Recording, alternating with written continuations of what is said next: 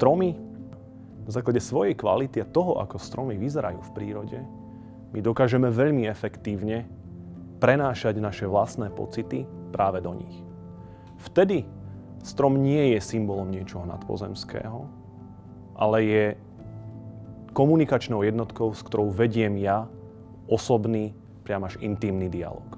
A to je prípad tohto intimného, komorného diela od Klemensa Brocha.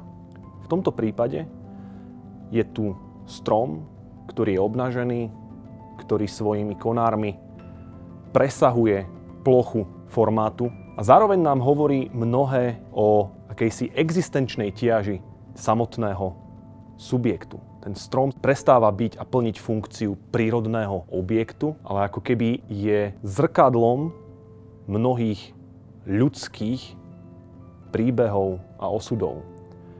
Takýto úkaz nazývame psychogram, kedy v niektorom z kompozičných prvkov sa zrkadlia a odzrkadľujú naše psychické porivy.